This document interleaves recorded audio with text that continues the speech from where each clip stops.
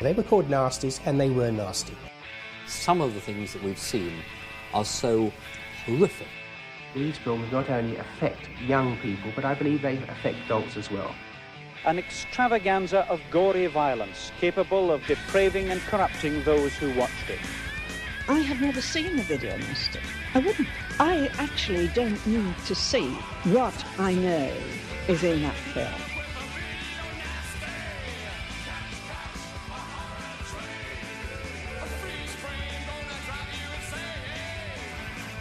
And welcome back to another episode of Doing the Nasty Podcast. This is Season 2, episode number 21. I'm one of your hosts, Duncan McLeish, and joining me, as always, all the way right through this Season 2 of Atrocities is my good buddy, Mark Ball. How you doing? Good. It's the spooky episode. This is a Halloween episode of Booing the Nasty. Oh, boo. That took me all morning to come up with. Boo that man. Happy Halloween, listeners. Sorry it's been a little while. We both got kind of busy in September, so Summer series we did. Summer series. That's literally it. That's my excuse for everything being late on this feed.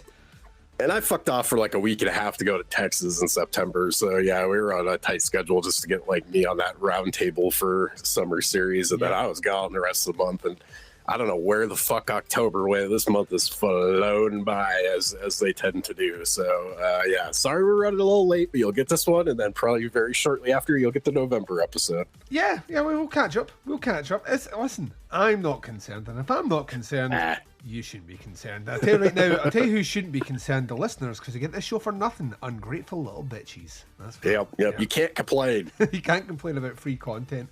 We are back for another one of these double hitters from the Tier 3 Video Nasty list. Episode number 21, which means we are flying through this right now. At this stage, I think this is now officially the halfway mark. Yeah, I think you're right. So, yeah, what better way than to sit down and discuss two absolute classic gems of cinema. Stop laughing. We're going to be discussing The Killing Hour, a.k.a. The Clairvoyant, and also Zombie Lake, which will mark the first, I think only time a Jean Rollin movie actually makes its way into this, but you would not know you would know for looking at it. It's a very pretty movie, but the content itself is not the sort of thing this guy would have done. I think it's a little beneath him, kind of. You will find out there's a peachy story about this one in the background. This movie originally supposed to be directed by Jess Franco, who, and this is no joke, Marball, as history has taught us, the man could make a movie on the fluff found in your belly button. It's literally the cost for our buddy Jess Franco. Jess Franco walked from this project days before it was starting to film because the budget was too low. Which is fucking mind-blowing.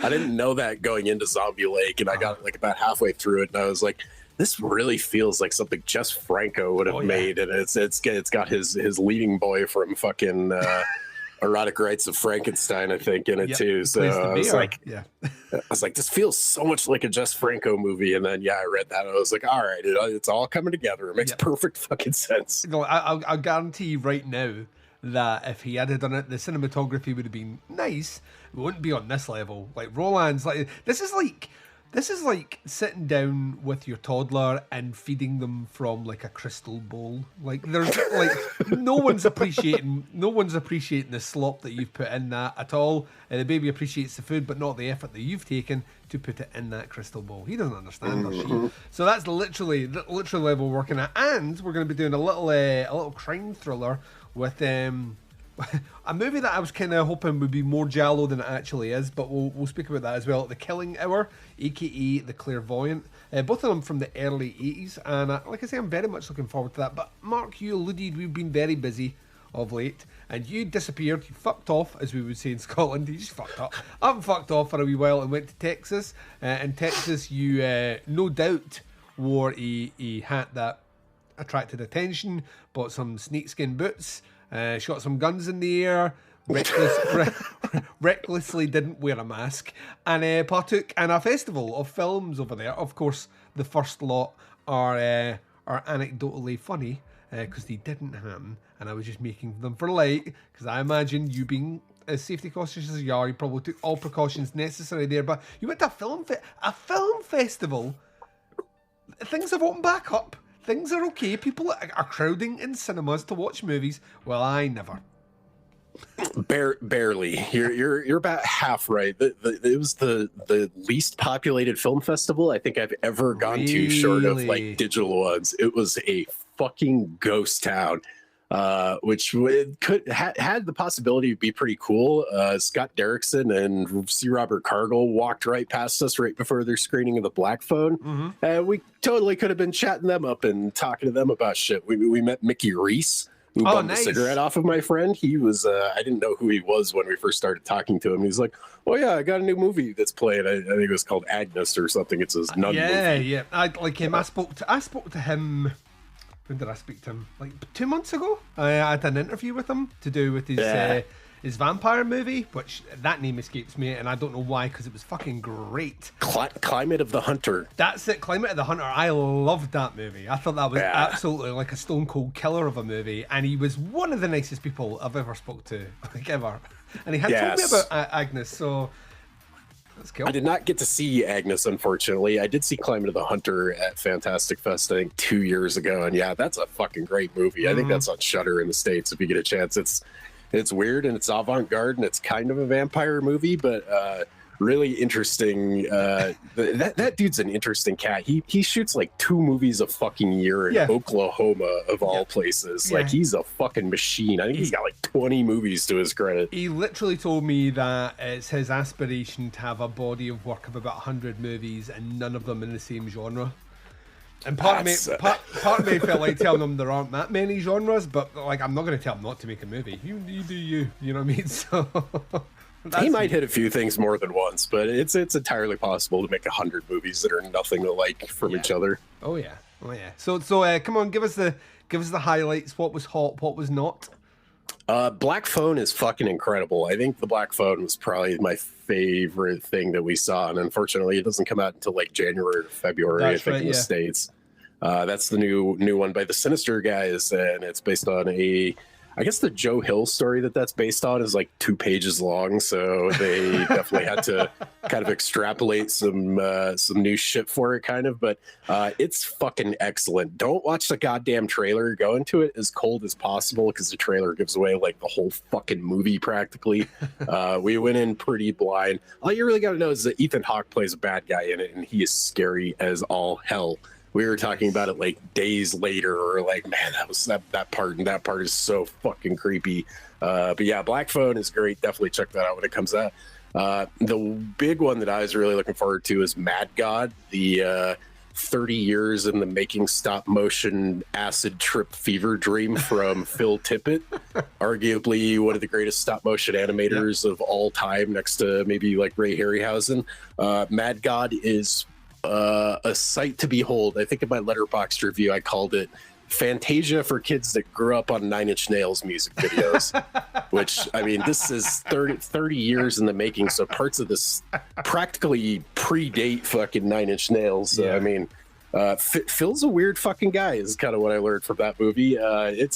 It'd be a great movie to just like eat some fucking edibles and like sit back and just like let it wash over you, kind of. It's a sight to behold. I don't think it has any dialogue in it. It's all told through image and sound, and if you're into really weird shit, Mad God is definitely one you should be checking out. I don't know if that's coming out. I imagine that seems like a shoe-in for Shudder. Yeah, Shudder. Probably. That seems like a Shudder thing if ever there was one. Once it's done right, it's playing a shitload of festivals. So if you get a chance, even on the small screen, I'm sure it's pretty cool. But if you can see it on the big screen, definitely go for it, because it was a sight to behold.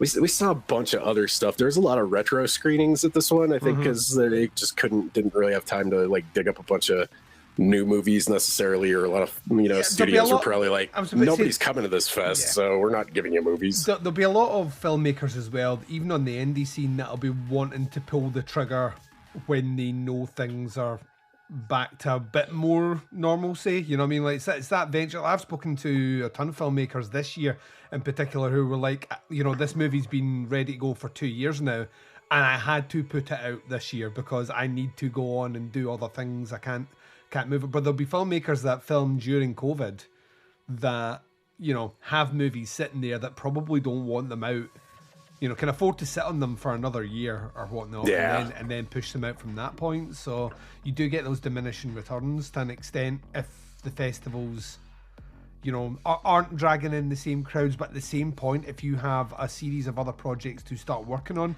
part of you just wants to put to bed that chapter and move on to the next. So yeah, double-edged sword.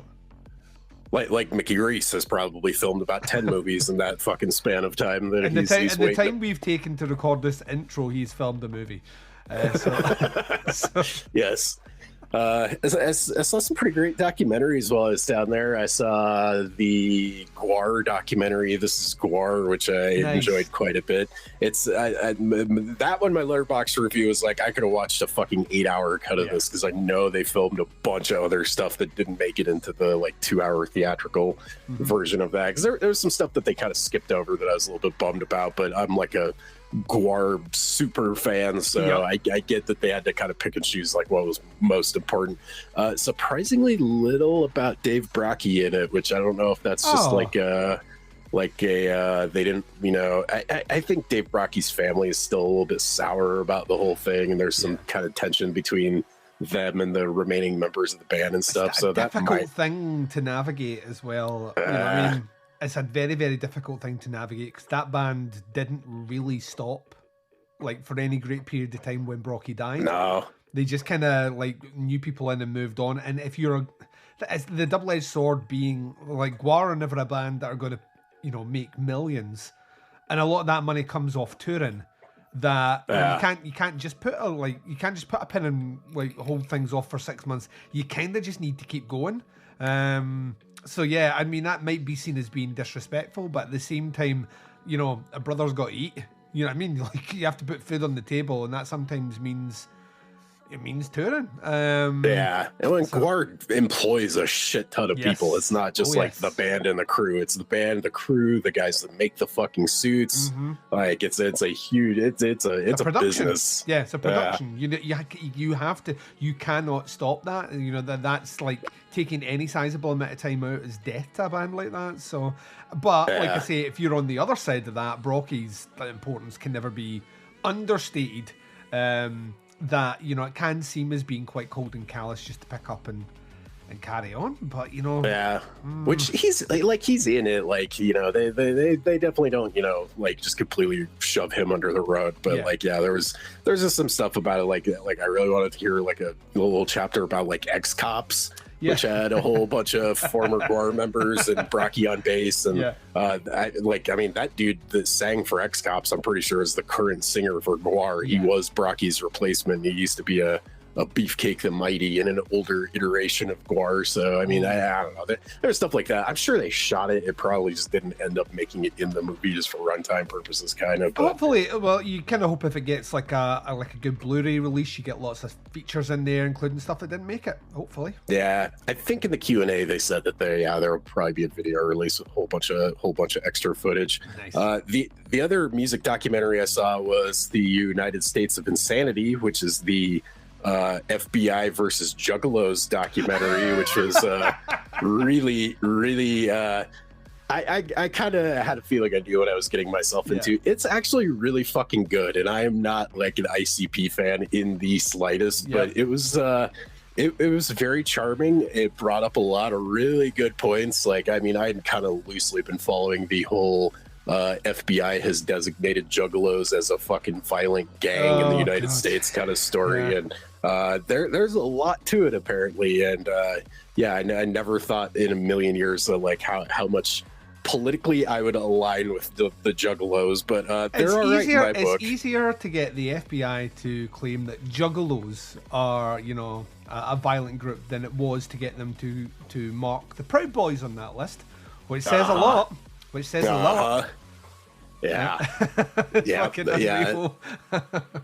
Yeah, they bring a lot of that up, and there's a lot of fun footage of like the gathering of the Juggalos and just like what a bunch of fucking weirdos those guys are. But it gave me kind of a new level of respect for them because they're definitely out there fighting the good fight. So nice. I would definitely recommend that one. We saw a zombie movie from Taiwan called The Sadness. Yeah, Boz from the Little Pod of Horrors come on to do the Fright Fest mock-up. And it was just like, oh my God. He loved it. He absolutely loved it. But he did tell me that I had to like check my taste card at the door and get ready to be savagely assaulted by the movie. Yeah, there was people big mad about that one at Fantastic Fest because they weren't properly warned that this movie is basically like it's a really brutal zombie. They basically were like, what if zombies but rape? Yeah, that's what I heard. Yeah, that's pretty much it in a nutshell. So if that sort of thing offends you, you might want to steer clear of The Sadness. I mean, of course, I was offended by it too. I mean, it's a horrible, shocking, fucked up movie, but that was kind of what they were going for. So, if you want to see something fairly extreme, The Sadness is kind of in your wheelhouse. I definitely recommended it to a few people. Like, I know some people that are big into like the Crossed comics, which is basically kind of the same thing. I was like, this movie is for you. Keep an eye out for it. It's another one that's like a Shudder shoe-in. Yeah, anyone that's like an eternal optimist. Like, you know, the grass is always greener on the other side. Oh, I'm a glass half full sort of person. You know, give them that. Yeah. Knock it out of them. I'm trying to think what else I saw. The RZA actually showed up this year. He was supposed to do this the 36 Chambers kind of show where he basically just did like an audio commentary over an older kung fu movie. I'm trying to remember what the hell it's called. It's like Master of the Flying Guillotine, which is a bananas ass fucking old kung fu movie. And the RZA actually showed up and did a nice little audio commentary over it. It was pretty cool. Nice. He was another one that if I would have been a little bit faster, I probably could have walked up in the bar and said hey to him real quick. But he was in there like super fast, and I walked in and people were like shouting fucking Wu-Tang lyrics as soon as I like walked in the door. And then like this like 7 foot tall dude in a suit like grabbed the RZA and very quickly, I think he had a plane to catch or something, because they like full on sprinted out of the fucking bar and like ran to his car or whatever. But I was like, damn it, I just missed my Wu-Tang moment for this festival. But that was pretty cool. They played another kung fu movie that was in 3D, which was interesting. That was the first 3D movie I'd ever seen at 5 years worth of Fantastic Fest. I can't remember. I think that was called Dynasty or something. That was it was like the old school 3D kind of. It was not, you know, like modern kind of. It wasn't the blue and red, but it was an older, like I think unique to about like 5 different movies kind of form of 3D. But that was pretty interesting. We saw some other stuff, I'm pretty sure, but those are kind of the highlights. I'm sure I'm forgetting something pretty big, but pretty. We saw some pretty great stuff. It was like a limited schedule. I usually clock like about 32 movies and features and shorts blocks in about 7 days. This year, I think we did 20 just because the schedule was kind of limited. And it was a fucking ghost town. Like it was weird because usually you get a badge and it's like kind of a lottery system, like what movies you get, like you pick your picks based on preference, and usually you get your first or second pick or whatever. This year we had to fight like fucking animals on their website over individual tickets.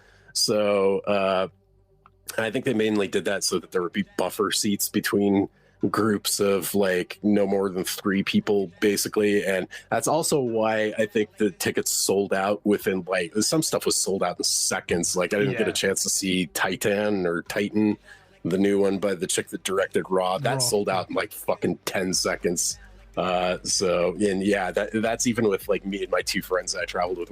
We sat down and had like a war room meeting. We're like, okay, you're buying tickets to these, I'm buying tickets to these. What does everybody want to see? Like we had a whole fucking battle plan going for this, and there was days where we're like, I'm sorry, dudes, like we just couldn't get into whatever this was, so we got to take the fucking the Juggalo documentary in front row, basically. So it was weird. Yeah, part of me thinks though, like Titane, or however you pronounce it, like you were saying, a movie like that, you know, it's got a screening. You know, it got a cinema release in the States. It's going to get a cinema release, I think it's early next year in the UK. So that's going to go there. You never know when that Juggalos thing's going to be available. So, you know, there's part, like, sometimes I'm with you, like, I'd be like, this is a director who did Raw, I need to see this movie. But then on the other hand, sometimes being landed with something like I say, like a Juggalos documentary, allows you the opportunity to see something that might not get any form of proper release or be visible to you for maybe a year or so. So, you know, it swings and roundabouts. It sometimes forces you to see things like I say, you would never see, or be so far down on your list to see, and then you come away with a new appreciation, like you said, or an enjoyment of something that you can look back on those stories.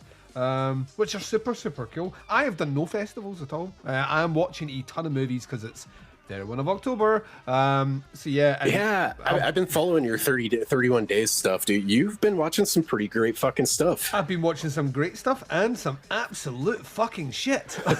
Absolute awful shit. Like, honestly, like, woefully bad stuff made it onto my list this year. And some of it is expected and some of it wasn't expected. Like, I forgot how much I was not a fan of that Welcome to the Blumhouse stuff from last year. And all four of those movies this year were just awful. Like, actually awful. So, you know, those have been not like the best experiences for me. But then I've kind of counterpointed that with some stuff that I genuinely think, you know, is some of the best that I've seen this year. Specifically, the big one for me, having watched it, absolutely floored me, was that Come True, which I think is fucking incredible. Like, absolutely incredible. You would love it if you've not seen it. It's called Come True. Yeah, Come True. Let me just entice you in here, Mark. Let me just bring you in. Electric Youth do the soundtrack, so it's synth as fuck, right? Ah, nice. And it's basically, it's like It Follows. It's kind of It Follows meets Possessor, minus the gore, right? Oh damn. So it's a girl who takes part in a sleep study. Because she has insomnia, so instantly, you know, resonates with me, and basically as soon as she goes under this procedure, she starts seeing like waking night terrors. That sounds spooky. That start following her, but there's something else happening in the background, Mark, and that's all I'm going to leave it as. It's dreamy. It's the kind of the colorscapes are all kind of blues, which makes sense because it's kind of dream logic. It's a beautifully shot, really well acted, incredibly scored movie. So I thought it floored me. Other ones that have been really, really, really good. I'm dying to know what you thought of My Heart Can't Beat Unless You Tell It To. Oh, it was excellent. I've not put my grade up yet, but it was absolutely excellent. Loved it. Absolutely loved it. Reminded me a lot of. I mean, that sort of movie reminds me a lot of like The Battery, just in terms of minimal cast, indie project. It doesn't go out its way to actually show you anything. Yeah. Like, apart from like, it shows you like people being murdered, but it doesn't lean into any of the like overt tropes of vampirism in that movie, which I loved. Yeah. Like, because that's like the same way in The Battery. I don't think they ever use the word zombie in The Battery, or if they do, they use it once, and that's because that's not the story. And that's not the story in this movie either. The story in this movie is like, at what level do you draw the line of supporting someone that is not only related to you, but someone you care deeply for because of an affliction they have, when that thing is forcing you to commit like the ultimate crime. And I thought that was incredible. It's kind of almost like a weird hybrid of Let the Right One In, The Battery, maybe even a little bit of Martin, even though it's, you know, it's not a not vampire thing, but the way they handle it, yeah, it was absolutely fucking brilliant, like effortlessly brilliant. Like, finished, and I just kind of sat there going, that's how you make a movie. It's there, that's a movie. And then I was thinking, I've seen like Welcome at the Blumhouse movies, which had bigger budgets than that and bigger cast than that, and they were fucking awful. So yeah, it's been, like I say, it's been interesting. The worst movie, not the worst movie, but the worst movie because it had like a criminally large budget and amazing cast, is that Spiral from the Book of Saw. That movie is utter fucking garbage. Like, utter garbage. I haven't seen it yet. I kind of had a feeling. I knew a lot of people decided were like, it's not very good. So I kind of skipped on that one. Dude, like 20 minutes into it, I was like, I bet he's the killer. Guess what? He was the killer. And I'm going no fuck. Like, honestly, it's like every cliche that you've ever seen in like a cop movie is in this. I just don't understand. And it has maybe one of the worst endings. I will, like, if you're not inclined to watch it, I will tell you off air what the ending is. But like the last shot of the movie, and I was like literally sitting going, wow, like someone lit that out. Someone lit that out like into cinemas. It was really, really, really bad. But other great movies, The Medium, which is from the director of Shutter. Remember the Taiwanese movie from the 2000s? Yeah, is that by the same guys that did The Wailing also? Yeah, well, it's written and produced by the Wailing. So, okay, yeah, I'm dying to see that one. So it's up on Shudder at the moment. It's like a full documentary. It's about 2 hours runtime, and the first hour is just setting story. Like, just setting stories, characters, mythology, and all the rest. And then you get a little bit of a ramp up, and then the last 40 minutes of that movie is just all killer. Like, literally just all killer right to the very end. I thought it was fucking great. So yeah, stuff like that. The new VHS movie's okay. It's about as par on the course for every other VHS movie, and like I liked about half of it, and the Lincoln story is absolute fucking garbage. Yeah, I didn't really like the wraparound. We saw that at a midnight show at Fantastic Fest, and I fell asleep in the last segment, which sucks because a lot of people told me that last one where they're like blowing stuff up out on like the farmhouse or whatever was like one of the best ones. I was like, oh damn it, of course that's the one that I fucking fell asleep in the middle of. But I really like the rest of it. I really like Simon Barrett's one that takes place in the funeral home. I thought that was like genuinely really spooky and just like sets a lot of really great mood. The rest of them, yeah, are kind of hit or miss. Yeah. The Timo one I don't think is as good as the one that he did for part 2 with the suicide cult. The problem is if you've seen Frankenstein's Army, which I have. Man, I didn't even think of that. Yeah, it's Frankenstein's Army. It's just shorter form, which, to be honest, my big complaint about Frankenstein's Army when I watched it was this should be a short. Yeah. Like, that's literally, like, it spunked its load, like, all over the curtains about fucking, 10 minutes into it. So that one, in the shorter form, worked for me. It overstays its welcome. The last one that you were talking about with essentially the militia terrorists, right, is great. It kind of loses steam towards the end, but the concept at its core is something that, like, during my review, I kind of raised that as an idea. I don't think I've ever seen like a kind of white, militia group, terrorist group, whatever, or alt-right group, or whatever we're calling them, like portrayed as like people that are victims of their own stupidity in a movie, in a horror movie anyway, before. And I don't know why that is, because to me that feels like fine fodder. But the concept behind that one, which is basically instead of building a bomb, they have a vampire. Right. And they keep bleeding this vampire out, essentially, because if the blood interacts with light, it explodes. So that's going to be their kind of Oklahoma City bomb. They're just going to get like drums of this vampire blood, drive a van in there, and when the sun comes up, kaboom. Is a fucking great concept. Like, genuinely one of the more inventive concepts I've ever seen. It just falls.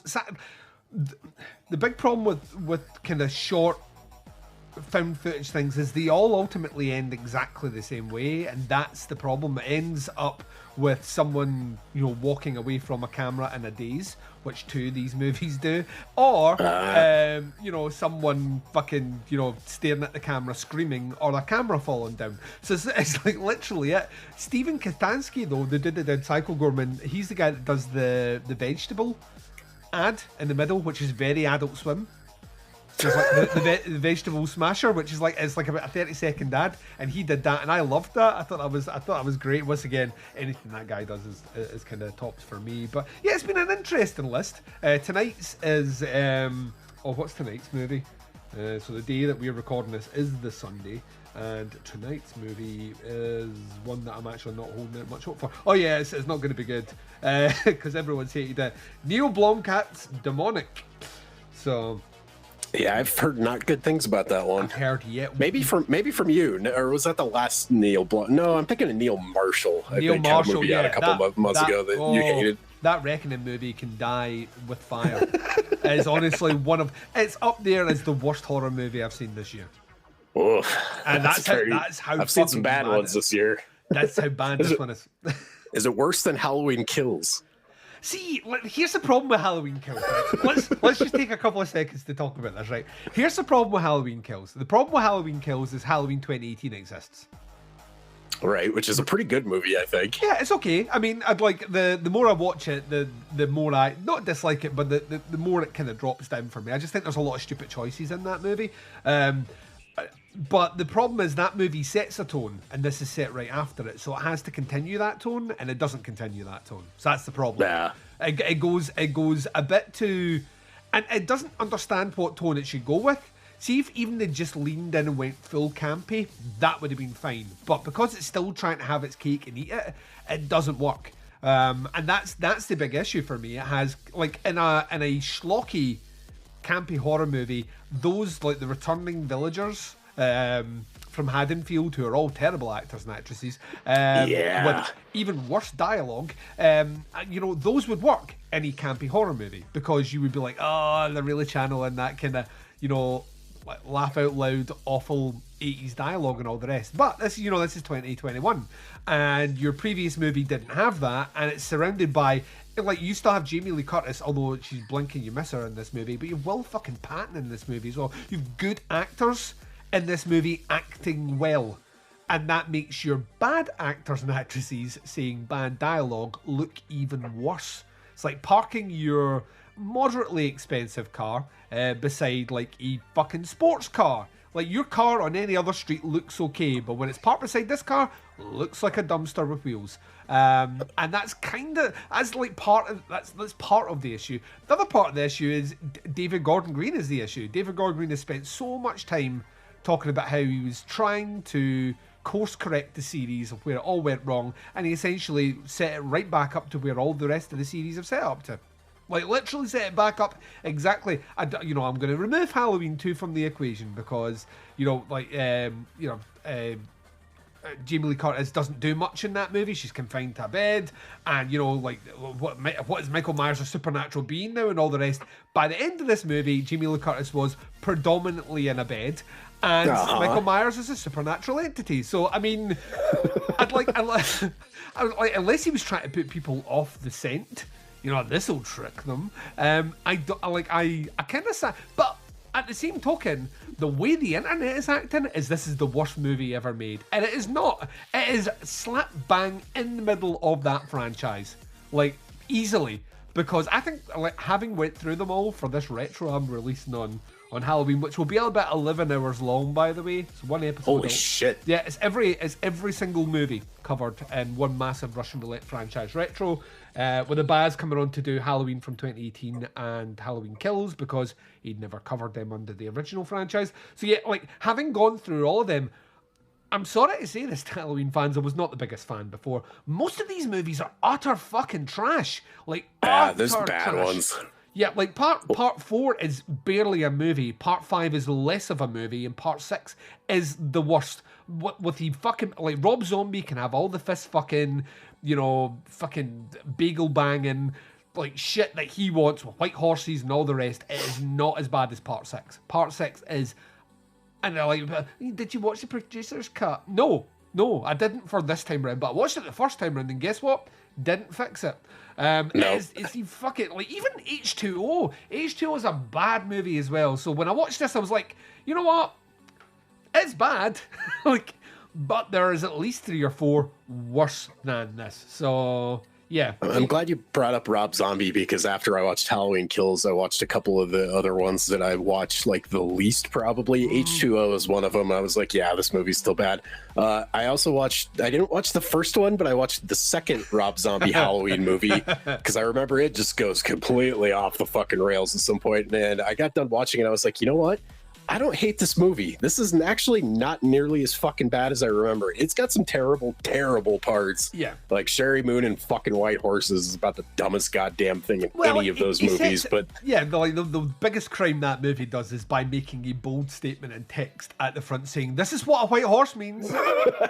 Like, and you're like, this seems like a weird thing to do, and then you see the movie, you're like, oh, it's full of white horse, right? Okay, I see what you're saying, but it doesn't tie up. Rob Zombie didn't want to do that movie. He was forced to do that, and I'm not apologising for him because he's fucking scum now as well. Like, he's a bad filmmaker. But he didn't want to make that movie. He was kind of forced to make that movie, and part of me feels like he was just like, right, fuck it, I'll just do whatever I want, and it is evident on that screen. Like, that movie reminds me very much of like when I saw that Friday the 13th remake, and you get that first 10-15 minutes, and you're like, that's the movie. Like, why are you giving me this extra bit, which it clearly is just a lot of shit? This is the movie. It's the same in Halloween 2. All that stuff that's the dream sequence at the start is fucking killer. And then white horses. Yeah, and making Loomis an unlikable asshole was definitely a choice that he fucking made. But like that as an updated Loomis makes sense. Like the guy who survives and then tries to cash in it, but by cashing in on what he's done makes him even less likable. You know what I mean? Like he's the victim, but because he's so fucking arrogant and he feels like he should be treated like some sort of like special case because he's the guy that survived Michael Myers. It's like a different, like, because the other Loomis becomes unlikable by part 4. Part 4, he's a very unlikable character, and all the way right through, including that time that he lived in a shack. Like all the stuff you have to. This is what I'm saying. Like, I think people forget like how just fucking bad that franchise is, like, just in general. I think if I had to order them, I would put, like I say, I'd put Halloween Kills probably somewhere in the middle. So it's not the worst thing I've said, but it's not a good movie. It's not, and anyone saying it's like I think the problem is, like, people are like, this is Michael Myers' movie, and I'm like, right, like, explain that. And well, look, he just goes on a killing rampage, and I'm like, well, guess what? He does that in other movies. Yeah, but he does it for the majority of this movie, right? Well, and he's kind of the least interesting part of Halloween 2018. It's like they took the worst, least interesting parts of that movie and made a whole fucking 2 hours out of it. Yeah. Jamie Lee Curtis, who is arguably the most interesting part of the 2018 movie, spends over half the movie in a fucking bed and does nothing. They take it. But what they do is, and this is my last point, but the interesting aspect of that first movie is how that ultimately she's proved right. You know what I mean? Like, she put her family through fucking hell, right? But at the end, our daughter knew how to shoot the gun. You know, like she trained her daughter, so knew how to shoot the gun and all the rest to put Michael Myers away. In this movie, what they say is, oh, well, Michael Myers was never interested in her. So all that stuff that you taught your daughter to do and the misery that you put your life in, well, you shouldn't have done that. He was never interested in you. So I'm like, you've taken the only interesting part of that survivalist character and you've just removed it. So now she's just a crazy woman in a bed, and I'm like, that stuff. That's the bit where I'm like, I understand you want Michael Myers killing lots of people, and I know people are absolutely delighted that he now holds the highest body count. Granted, I think most of that happens in this movie. He holds the highest body count in any horror franchise of all time. That's great. And I'm happy for you. I'm happy you have that. But the cost of that is taking, like, one of the more interesting, sympathetic characters that has been portrayed in, like, horror franchise, like, the universe of horror franchises. One of the more sympathetic and fully formed characters, and relegating her to two-dimensional crazy women in bed. Well done, Hollywood. I'll be fine. Halloween Ends is, according to David Gordon Green, it is set 4 years in the future, so nothing bad will happen there. We'll just pretend that Halloween Kills didn't happen, and we'll move on. Yep. It'll be another one of those, like, movies that I can just remove from my viewing if it sucks. So yeah, I don't know. It's not the worst thing I've seen by any stretch of the imagination, but at the same time, there were options here. and there were mistakes made, and those mistakes made were huge. I'll tell you, for the people that are moaning just now, easily the most interesting thing about Halloween Kills is Little John and Big John. I could have watched an entire fucking spin-off of like two gay men that share a house, and one of them, who clearly works for the mob, decides that he's going to take Michael Myers down with a cheese knife. That in itself is fucking amazing. Like, give me that movie. Give me that movie. But no. Yeah. Like, it just, like, I don't know. So many weird choices. So many weird choices. I couldn't quite. And then I've noticed that no one's really, like the articles that were running up to Halloween Kills were all about how David Gordon Green's doing that Exorcist trilogy. Those have disappeared pretty quick. Like, you know, like, no one's... His movies made all the money. He's great. He is golden now. He'll get to do whatever he wants post-Halloween ends. But I did notice that there was a lack of traction on what he's going to be bringing to the Exorcist franchise. Mostly because most of the horror sites didn't score Halloween Kills that favourably. So, like, yeah. I didn't really hear anybody being like, yes, this is a great idea. Let's redo The Exorcist again and make fucking three of them, in fact. A trilogy. I don't like... Nobody wants this. Nobody. It's because he's doing a Halloween trilogy, so now the formula... This is the Hollywood thing, isn't it? So if it works one way, then it'll work in all ways. So you can just make... Like, everything should be a trilogy, because people love a trilogy. And I think that's... In principle, I like that as a longer form way to tell stories. It's essentially what, like 6-part or 8-part TV series do nowadays, is they take like what would be a trilogy of movies and like stretch them into an 8-part series.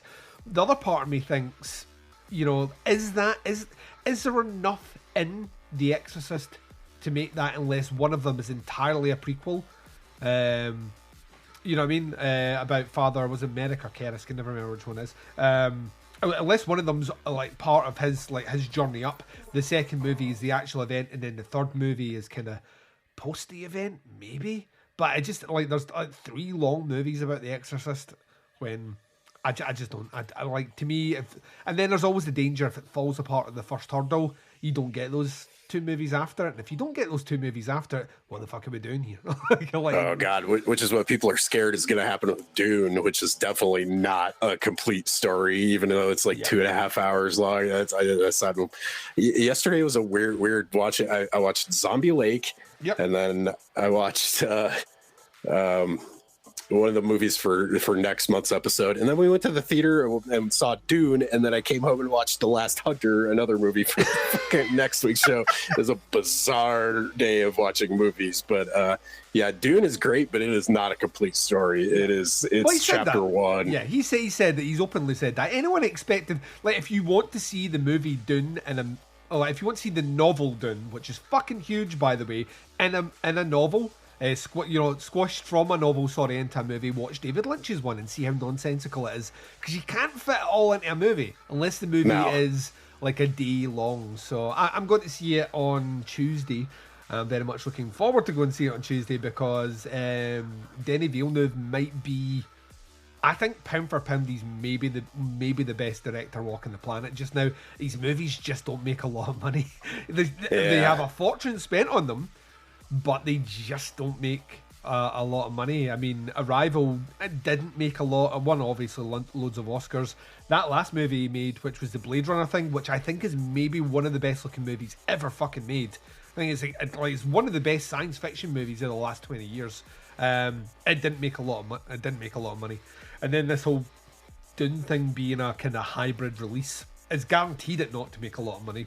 So I don't know. I'm kind of hoping it works its way through, though. I'm kind of hoping that Warner Brothers are like, listen, we're gonna do this right, and we see how it goes. But you just don't know, dude. Everything is so weird at the moment that you just don't know how things are gonna fall. So we will see. Time will tell, Mark. Time will tell. You set us up perfectly for this, though, because we're 45 minutes into this, and we have not spoke about 2 of the glorious movies that we're going to be discussing on this episode. So let's go from the heady highs of talking about Dune, Denis Villeneuve, to Zombie Lake from 1981.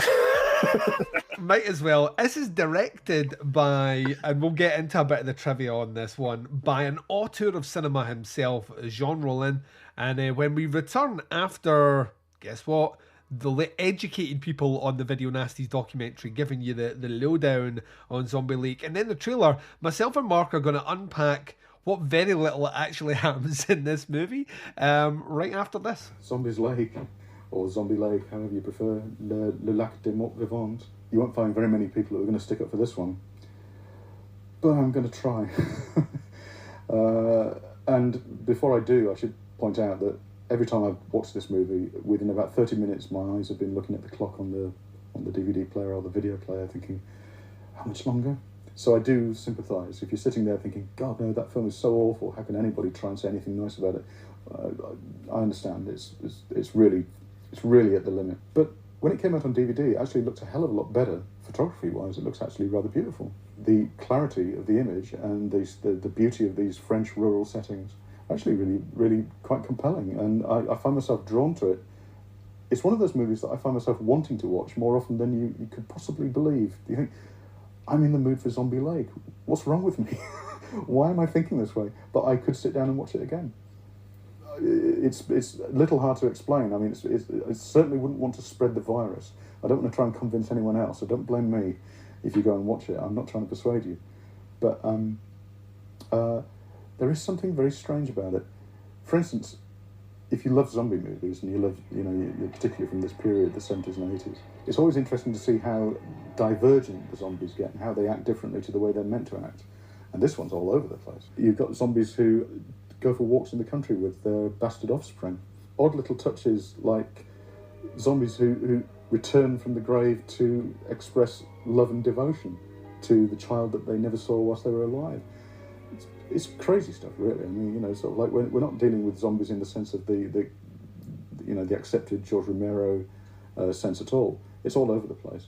But I kind of like that. Another way in which these zombies don't work to the set zombie template is that the people that are bitten by the zombies don't resurrect and become zombies themselves. There are no resurrected French villagers who join the hordes and go on the rampage, which, when you think about it, is a little bit like racial purity kind of zombie style, because the Nazi zombies don't want to create zombies from the other races. They're too into their own thing. So there are no Frenchmen join in with this platoon of Nazi zombies. So I mean, again, that's a twist which you don't get in any other versions of the zombie mythos. I mean, there are some puzzling points to do with the politics of it, I must say. Essentially, it's about, not to mince words, it's about some trollop in France during the war who drops her knickers for a passing German soldier, has a baby, and then when he's killed in the war a bit later, his platoon are wiped out by the French villagers and the partisan opposition in France. You would think, really, for a film made in France, that the sympathies would lie with the resistance, but it's the German soldiers who are given all the nobility. In fact, there's one point where a dignitary in the French village that are being visited by these reanimated zombies many years later says, "We brought this catastrophe on ourselves." What, by killing the Nazis? Well, what a miscalculation. And the French villagers, on the other hand, are a bunch of bad-tempered louts who generally kind of shout and leer at passing scantily clad ladies, So you think, well, what are you saying? I mean, this was made in France. It was directed at very short notice by one of France's great, fantastic filmmakers, Jean Rollin. Nobody connected with the film wants to claim that it's a valuable piece of work. There is generally a sense that it was swept up off the cutting room floor virtually. It was about to be abandoned. Jess Franco was the original director. He pulled out because there wasn't enough money. If Jess Franco's going to pull out because there's not enough money around it, that really is saying a lot, isn't it? I mean, considering the kind of budgets that Franco would go along with, one shudders to think how little money there was on the table for this. Apparently, the producers, Eurocine, phoned Jean Rollin over the weekend and said, "We need someone to come and pick up on Monday and shoot this film." Rollin said yes. And there is a sentimental streak in the film, which I think probably comes from him. No one is quite sure what state the script was in, if indeed there was a true script. But there's a kind of a sentimental element to the story involving the zombie Nazi's love for his daughter, which perhaps has echoes in some of Rollin's other films. But on the other hand, this question of the sympathetically portrayed noble Nazis versus the coarse and vulgar French villagers is coming out of left field. I don't know who's responsible for that. But it's little details like that that make very, very low budget films more intriguing. It's sort of like, it's not programmatic. It doesn't make sense it's not a very coherent movie, but the way in which it falls short of coherence is what justifies watching it, I think. As far as its attention from the constabulary, again, it's hard to fathom, really. Probably due to the fact that it's just a zombie film. It's called Zombie Lake, so for PC Plod, who's been told to look out for zombie flesh eaters, Zombie Lake is probably near enough. The cover's got some guy with pizza stuck to his face chewing on someone's throat. You know, that's probably all he needed to know. Anybody who sat down to watch Zombie Lake would have to wait quite a long time before they got to any imagery at all that could be considered shocking. In fact, most of this film, certainly in the version that was available on video, could probably have been screened on television without any major difficulties. It's not a grisly film. There is some female nudity. There are some rather leering shots from underwater of female bathers, which in the uncut version gives you quite an eyeful. I don't think those shots are really they're not all there in the video version, and B, the video transfer is so murky anyway that you'd be lucky if you could tell the difference between a snatch and a piece of floating sort of weed.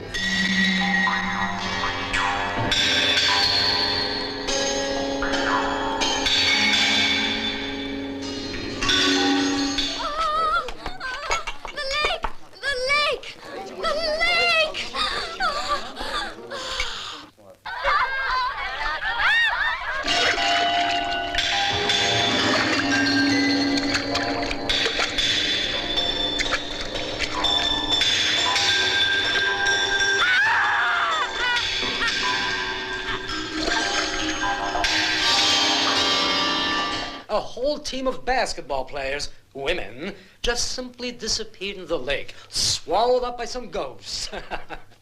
Let's level, Mayor. I hope you don't really think ghosts killed them. Yes, that's what I think. In fact, I'm convinced of it. Me? I didn't see them. Do you think that if any one of us had seen those poor girls, we would have let them go out there and get killed? Don't you think we'd have told them to stay away from the lake?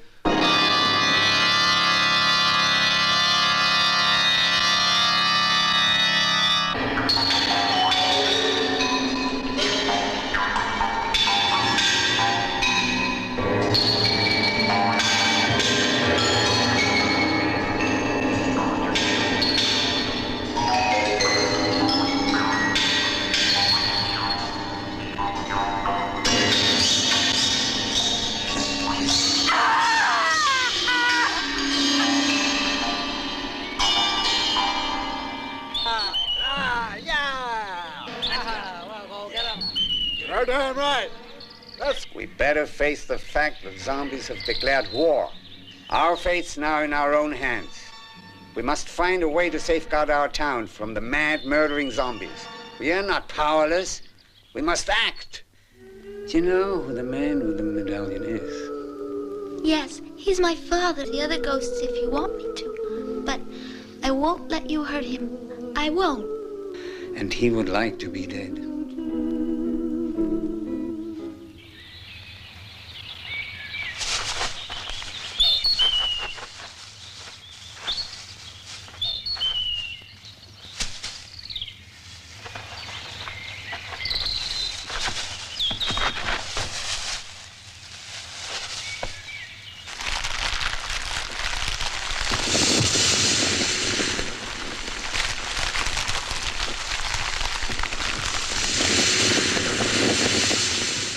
And welcome back. So you've just heard the trailer for Zombie Lake. This is directed by Jean Rollin and uncredited by Julien de la Serna, who I believe did a lot more on this than Rollin did. I think he maybe checked out a little bit. He's actually he took his name off the movie, but that doesn't stop people putting it back on the movie. He really didn't like this movie. The movie stars Howard Vernon, because of course this was technically a Jess Franco movie, so that makes sense. Pierre-Marie Escuro, Anna Kushka, Antonio Mayans, Nadine Pascal, Yuri, that's Radio Now, That's his name, Radio Now. Sure, that's not how you pronounce it, but it's spelled Radio Now. Bertrand Almond, Gilda Arsenio, Marcia Sharif, and Yvonne Danny. A bunch of Europeans with big bushes. Yes, well, Jean Rollin is actually in this movie as a character called Stilts. And I can't even can't even remember him. I have no idea who that is. The story for this movie was done by Julian Esteban and Jesus Franco.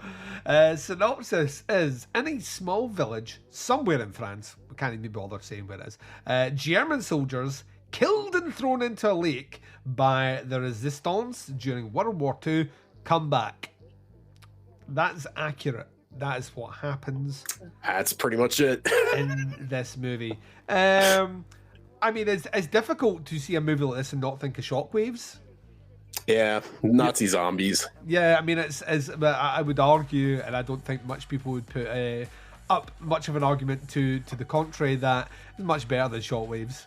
I lie, of course. I kid. I poke fun. Shockwaves easily better than this movie. I didn't hate it. I don't like it. I really didn't like it. I didn't hate it though. There's stuff in here that so to kind of expound more on that synopsis there. I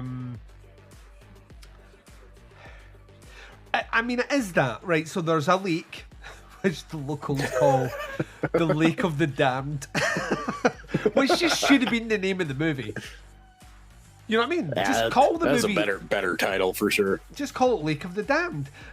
So there's a lake, which the locals call Lake of the Damned, which knowingly apparently has Nazi zombies in it, but there's not a sign up or anything. So people can like beware, there may be Nazi zombies in this lake. Yeah, nothing like that at all. And this movie starts in the most Jean Rollin way you've ever seen, where a woman just strips off, and by God is she fucking stunning, right? And you forget that Jean Rollin directed a shitload of porn. Like, loads of porn. So she just undresses. I think the title comes up while she's lying fully naked, full display of bush on the screen. And I was like, that is an artistic choice you've made there. And she goes swimming, and a zombie attacks her, and the zombie can't quite make its mind up whether or not it's after brains or is a vampire. It's one of the two, because it just bites her neck, nibbles on her neck more, and then we kind of like pull out from that. There's a small village. Half of this movie is a flashback. Yeah, I kind of tell them the backstory of the Nazi zombies and the resistance that basically just guns them down and is like, well, should we bury them? No, just ditch them in the fucking lake, and then they fuck off. And that is a pretty extended sequence. There's some pretty alright action in this movie. Like there's at least it's weird watching movies with a lot of gun stuff in them after what just happened on the set of Rust a couple days ago. I was thinking about that a lot. This, especially the Last Hunter, which we'll get to next month. These are clearly, because this is a French production, these are clearly not, well, these are plastic or rubber. These are not real guns. Right. You know what I mean? Like, unlike what happened on Rust, where someone just had, like... See, if you can have something on set that could kill someone, that shouldn't be on set. No, you know what I mean? Not in this like day and age when you could do it all with fucking animation. There's zero reason for that. Yeah, absolutely zero reason. Anyway, yeah. So yeah, essentially you have this town. We have this mayor who's in this loads. Howard Vernon is fucking amazing in this.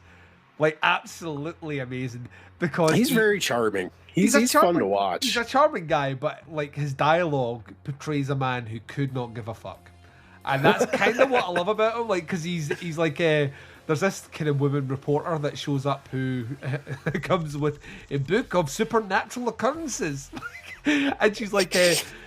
I'm here to talk about, like, you know, this legend of this lake. And he's like, well, is it a legend? And she's like, well, yes. Like, hundreds of years ago, the villagers started calling it the Lake of the Damned. And he's like, well, I mean, they didn't hundreds of years ago. They only started calling it Lake of the Damned recently, and even then it's not worth a story. And she's like, well, why did they call it Lake of the Damned? He's like, well, some stuff happened, but let's not care about it. You know, it's just like, he's like literally, he's so blasé about it.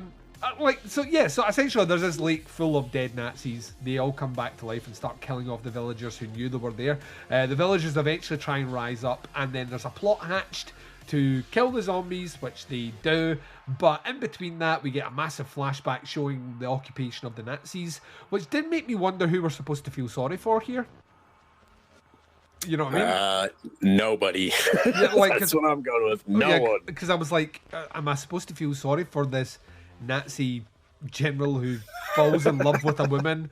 And then, you know, like, I didn't know. It was all totally wrong. But yeah, so basically one of the original Nazi soldiers had an affair with one of the locals. He was then murdered. She had a kid, and he returns.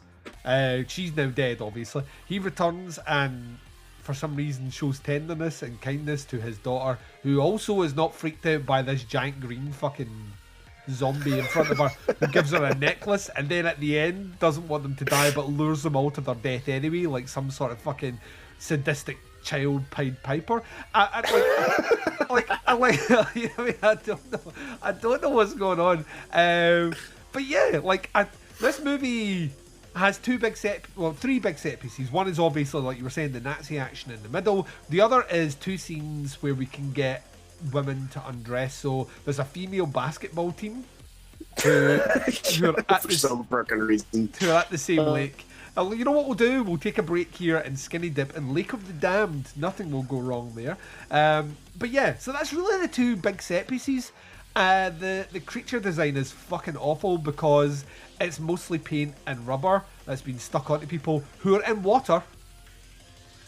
Yeah, when they're in the water, they're very clearly wearing just like really bad like drugstore fucking zombie masks that are like made out of rubber, probably because they didn't want the grease paint in the rest of the scenes just running off. So yeah, it's wildly inconsistent depending on if they're in the water or if they're on land. They reuse the same shot of the zombies coming out of the lake like about 3 or 4 times, and it's painfully obvious. Yeah, which to me is that is a classic Jess Franco move, and then to see Rollin do it is kind of bizarre. Like we said, like originally Franco he brought this up to like we're talking like days before production, and walked because of budget. And then Rollin was signed on to do it, not knowing what the budget was or the script, and apparently he was kind of just landed with it.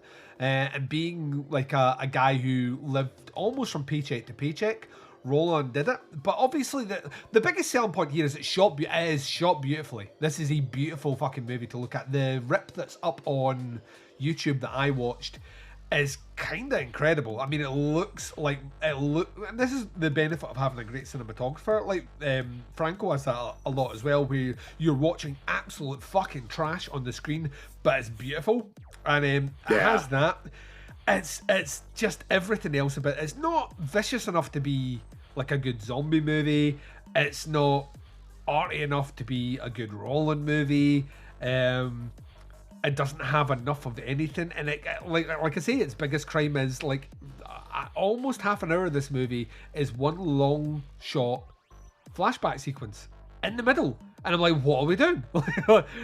Commit to one or the other. Like, you don't have a flashback in the middle of a movie that lasts half an hour. It's nonsensical. So yeah, I've ticked it off the list. I've watched it. I'll never watch it again. What were your thoughts here? Because you said you watched this one early in the morning yesterday.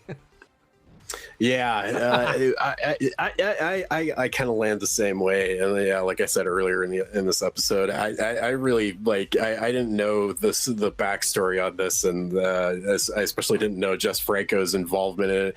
And yeah, I was sitting there watching this, and I was like, God damn, this feels so much like a Jess Franco movie. And I think the editing is a big part of that.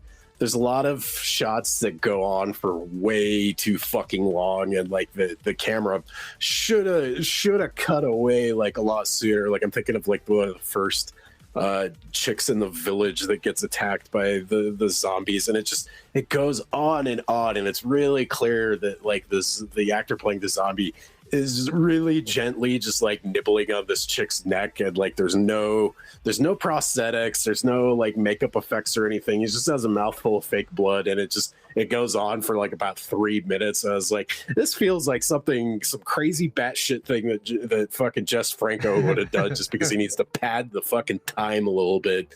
But yeah, this movie is like, I don't understand what the fucking purpose of this was at all. Like you said, kind of, I don't know who we're supposed to sympathize with or be rooting for it all. Like, I don't think they really knew, like, I think it is possible to make a movie that's kind of a decent amalgamation of like a softcore erotic movie and like a horror movie. Oh, this is not fucking that. Like, no. the softcore parts, like you said, they're beautifully shot. They make the women in this movie look absolutely fucking gorgeous. Mm-hmm. So any opportunity they get in this thing to just kind of like titillate or, you know, have women doing suggestive things or be, you know, completely butt fucking naked, they do in this movie. And then like all the horror stuff like really kind of takes like a back seat to all of that and just doesn't really amount to a hill of beans, really. I think it's kind of funny that Jess Franco, like, if that's true that he bailed on this because of the budget, I mean, they're like blowing stuff up and setting people on fire at the end of this movie. Yeah. Like there's at least a couple things in this that, you know, take a lot of effort and a lot of time and a lot of money to do. And I'm like, there's no way this movie didn't have like roughly the same budget as something like The Erotic Rites of Frankenstein, which looks like it was made for about $5. I suppose from my point of view, the way I read that statement was he'd been heavily involved in getting it to the screen. So he had obviously the movie in his head that he wanted to do, and then whatever money they had set aside to make the movies like that, well, I can't make my movie on that. Which that's how I've read it, because he is involved with the actual writing and casting of this movie clearly. So right. I think he got as far as that, and then at the end it just was, well, I can't make the movie that I want to do. And I don't know if he tried to use it as a power play, you know, like I'll just walk if I don't get the money, and they were like, right, we'll just get Jean Rollin in here and he'll just direct it. And then he, like I say, like as noted, he like horribly regretted doing this movie. Like he hadn't even read the script. So he shows up to do this movie and he's like, that I have to do what? Oh no. So yeah, as like Franco would have left the project here. I imagine in 81, without doing any research, he probably did like 7 movies, like easy. Like so this is like I can afford to jump off that. A guy like Jean Rollin could not. You know, he literally was living paycheck to paycheck for his movies, even though some of them are absolutely staples of art house horror cinema nowadays. At the time, no one was watching them. You know what I mean? At all. They weren't getting that. So it feels weird. One of my favorite details, like genuinely one of my favorite details, to the point that I thought this is fucking amazing, is like during the flashback sequence, the way they decided to de-age the mayor was not cast a younger actor, but put a hat on him to hide his grey hair. He's like shows up clearly as old as he was before, but you can't see the grey because he's wearing a hat. Which had me kind of confused. There was parts where I'm like, is this a flashback or no? Because he looks exactly the fucking same as he does later in the movie. So yeah. Sometimes you don't want to cut corners on shit, like do something to make him look a little bit younger, or conversely make him look older in the other ones, like give him a big gray beard or something. Just do something, movie, come on. I mean, it says a lot when you're like some of the there's 457 like tags for this, like kind of hashtags for content in the IMDb, and the first 5 are public nudity, pubic hair, nude swimming, nude bathing, and female frontal nudity.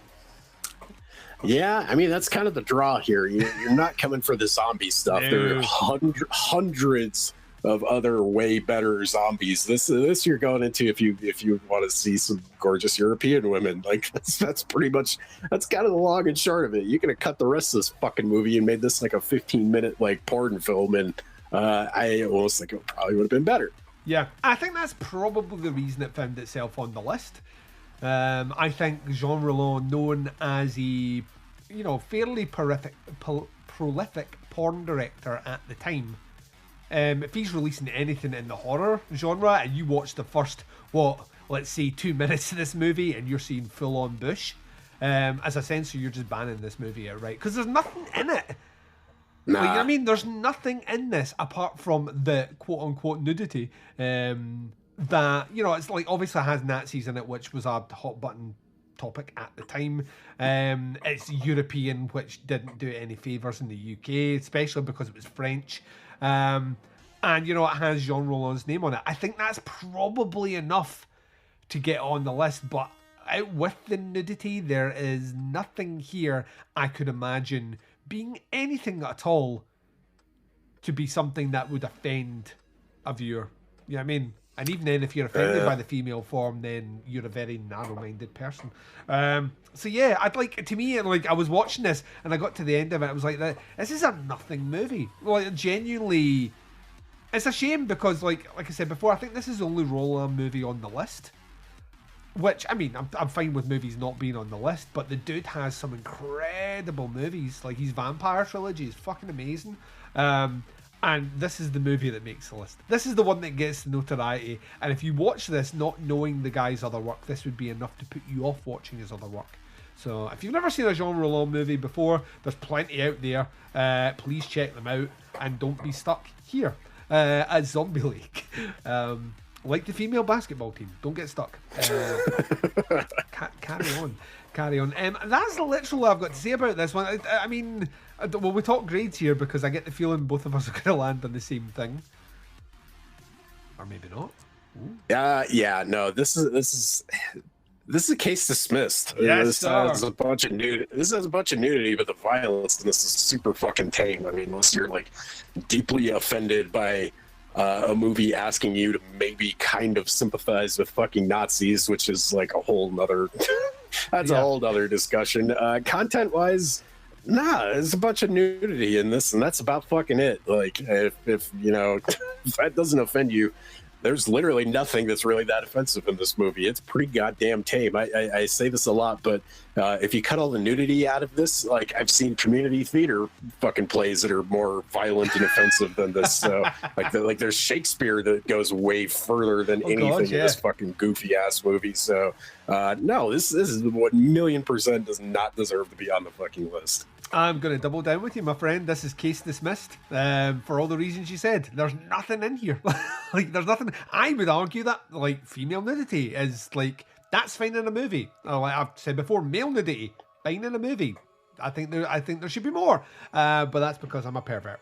Right, we're going to take a very short break just now. You're going to hear those people from the Video Nasties doc coming back to talk to you a little bit of Killing Hour, aka The Clairvoyant from 1982. You're going to hear that trailer as well when myself and Mark come back. We're talking about this movie right after this. So the next film is the film by Armand Mastroianni called The Killing Hour, and this film promises a lot, actually. It's a film about a clairvoyant, and in many ways it does follow a traditional kind of giallo narrative, with the exception of the introduction of a slight supernatural element.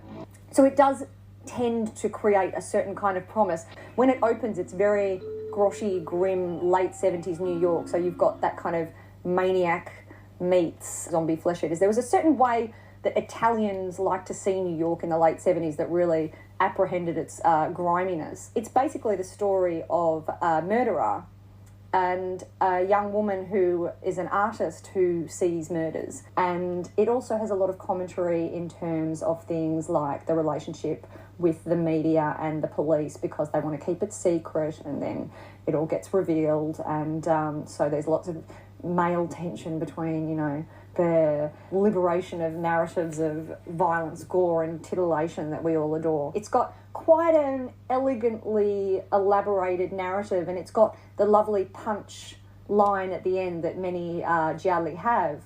Quite a seedy and grotty one, actually.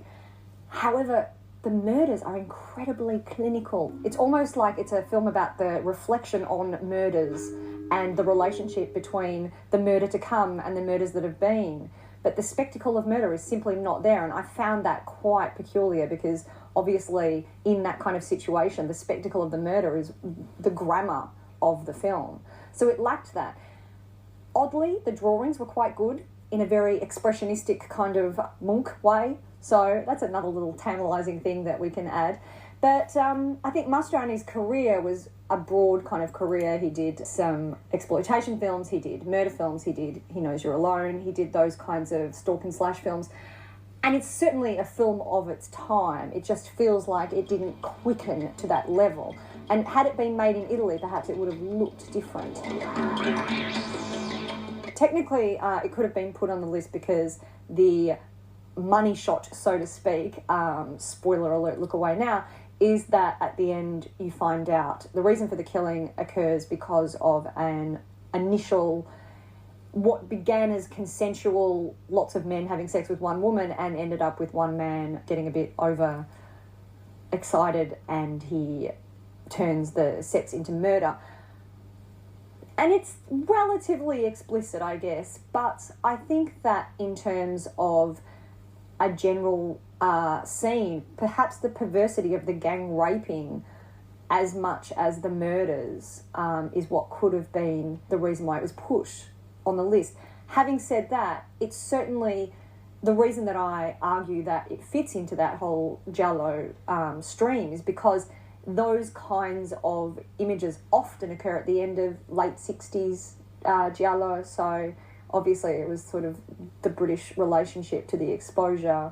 And it does, in terms of an aesthetic, exploit that late 70s New York seediness that really did become quite a sort of fantasy in the minds of a lot of people who, you know, when we were watching films in the late 70s, New York had a certain kind of texture about it, and the film's mise en scène does exploit that kind of texture. So the coupling of that could be one of the reasons.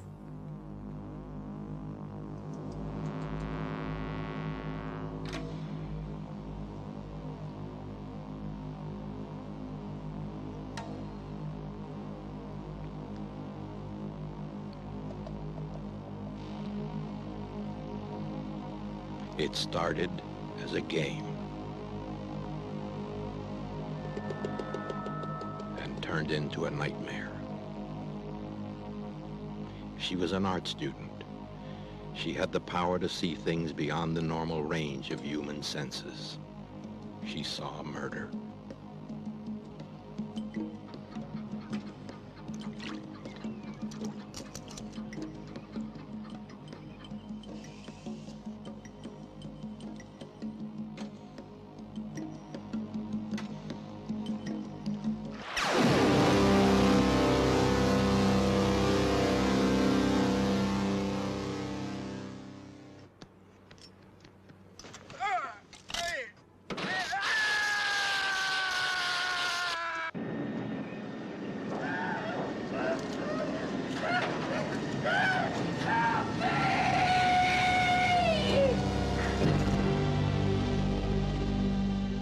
She was cursed with a terrifying talent.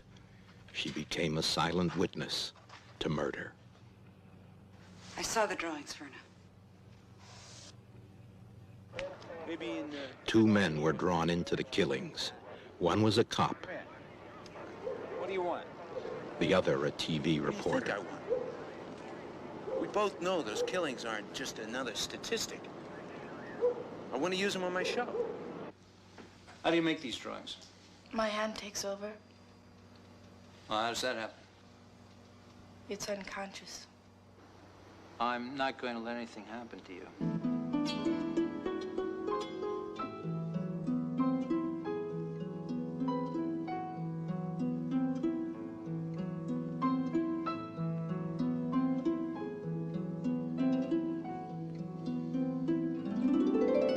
Both men became involved in her life.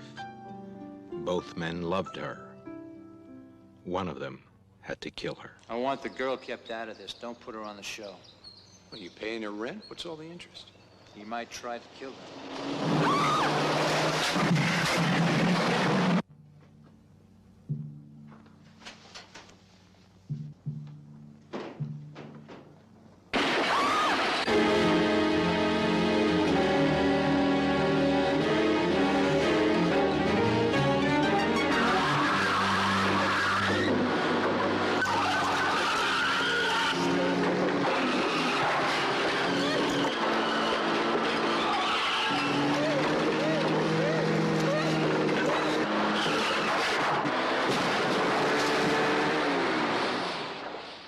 Killing Hour, a film in the finest tradition of suspense. And welcome back. So you've just heard the trailer for The Clairvoyant, aka The Killing Hour. So it's known as The Killing Hour on the list, but it was dubbed as The Clairvoyant, which is easily a better name. This is directed by Armand Astroani, maybe? Sure. That did. Armand did it. He also did the story and part of the screenplay along with B. Jonathan Ringkamp. The movie stars like a sea of people that you will know from other things. This is a kind of almost a who's who of different stuff. John Polito being probably the guy that I know from the most things. But you've got Kenneth McMillan, Perry King, who plays Paul McCormick, aka Mac. Norman Parker, who is our main kind of cop dude here, who plays a guy called Larry Weeks.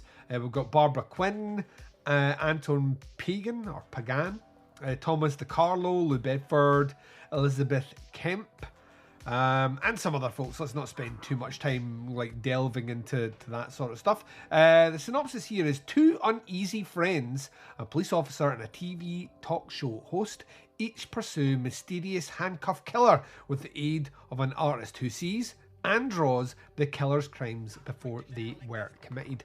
So before we talk about this one, when I read the synopsis out on the previous episode, I said to you that there was a bit of the giallo about it, which made me kind of excited, because I love, like, specifically American takes on the giallo, because the Americans, like, not the, what people will be like, that it's a slasher movie. That's not what I mean. I mean, like, the crime side of things with the, right. You know, I like when they do that. I think specifically about stuff like White of the Eye, or things like Dress to Kill, you know, like stuff that are like clearly inspired by the giallo, specifically Argento, but done in the American style and the kind of police procedural. And this kind of has a bit of that, but not nearly as much as I was hoping for. So I think that you do get a glove killer in this, and this is before we get into too much detail. And I suppose the biggest thing here in this movie is the quirks with the cops, which is a staple of a kind of the giallo, is the cops all have weird quirks of some description, and the introduction of a clairvoyant themselves. That's something that if you watch Deep Red, for example, that movie opens with a psychic. So, you know, like by the kind of late 70s, you were getting movies. Like, there is a movie called The Psychic, which was directed by Fulci. You were starting to get into that kind of supernatural element as a way to draw people into the kind of horror side of a giallo. So it kind of has those elements. Out with that, it's not really much in the way, shape, or form of a giallo. It's more a kind of crime thriller, which I'm fine with. I love me a good thriller. And I'm going to say, before we get into this movie, I have a lot of time for The Clairvoyant. I thoroughly enjoyed this movie. I don't think it's perfect. I think it has some issues. We'll talk about them. But the kind of setup here is there is a serial killer killing people, and the kind of the connecting tissue between all the murders is that he handcuffs his victims. And we have, like I said, like the synopsis said, we have a cop who is part of a team of people that are investigating, but somehow is he stand-up comic, which he's dressed like Travis Bickle in a lot of this movie too. I don't know where this came out in relation to when Taxi Driver came out, but they like straight up stole the fucking costumes. So it's 82, so it's a couple of years after Taxi Driver, and it's set in New York. So I mean, He looks a little bit like a young De Niro too, just a little bit. I don't know, maybe it's the costumes or something, but that was something I first thought. I was like, oh my god, they're totally ripping off Taxi Driver. Yeah, it has a whole section of kind of that feel to it. But he's a stand-up comic. And well, the story starts with starts with a lot of detail, and then moves into a big bit of kind of investigation, and then kind of ramps up towards the end. The detail is we find the body floating in the river. It's of a kind of young prostitute, and she's been handcuffed. We then see two other deaths in fairly quick succession. There's a guy who's swimming who is, and this is gnarly. This is one of these ones where I thought that'd be a fucking horrible way to die. Like a really horrible. Yeah. He starts to swim towards the ladders to pull him out, and as he's underwater, someone handcuffs his foot to the steps, so he's just out of reach of the surface of the water and drowns. And then the third person, who we don't get to spend much time with at all, is working in a sewer, is climbing up out the manhole, puts his hand out to grab a tool, is handcuffed to like a piece of metal, and then electric current passed through his body. And the police are investigating it. The police themselves are a kind of hodgepodge of different sort of police tropes of the time. Kenneth McMillan plays the main kind of leader of the group, who is a Detective Detective Callum, and he is he's a tough, talk no shit, old school cop, and he has a team of cops that are essentially different caricatures of different versions of police at this time. Joe Morton being Detective Rich, who is into what would have been at the time the upcoming science of kind of psychopathology, like so actual criminal profiling, which Detective Callum couldn't have any less of a fuck about at all. He thinks it's all textbook nonsense. Right. John Polito, who's basically his right hand man, but he himself is kind of, in a lot of ways, he's kind of he's a tough-nosed kind of guy trying to keep it together. Larry Weeks, who is a stand-up comedian, who is such a weird character because he's not a great detective. That's the thing about this dude. He's really not a great detective at all, but he seems to have a sense of humour about him because he's a stand-up comic. And these are the guys that are going to crack the case. On the other side of things, we have Paul McCormick, played by Perry King, who is this TV personality who, and I'm just saying we're spoiling this movie, dude. We have to spoil this movie to get out there. Spoilers. It's on YouTube. Go watch it. Yeah, within like 20 minutes of this movie, I was like that. So it's the TV guy who's the killer. Because I clocked him like right at the scene of the one of the first crimes. He's in the background, and I was like, all right, so he's a killer. And because they even make a comment. They make a comment like, is he following us? Is he tapping the thing? How did he get here so quick? And I'm like, because he's the killer. And then I played the long game. I've watched too many movies. I played the long game to find out that ultimately it was a killer. I liked the reveal. We'll come back to that. But he's doing a series of, he decides to pump, bad choice of words, pump Larry Weeks for information, and they're kind of buddies. And they're both going to use this as a way to, one, Larry Weeks is going to get a stand-up spot on TV. Nonsense. And like McCormick's going to make he's going to make it to the big times as reporting details on this. And then in the background we have Verna Nightborn, which is the fucking strangest. Verna Nightborn sounds like she's like maybe a mythical witch from like the 1700s.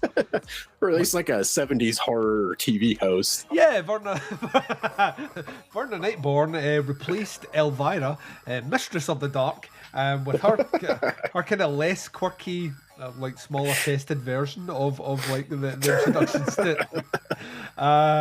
Well, I saw like a bit of public outcry online of this incidental about people that were a little bit upset that Elvira has come out as as gay, and I could not be more against those people, because there is nothing that makes me more rock hard than thinking about Elvira making it with another chick.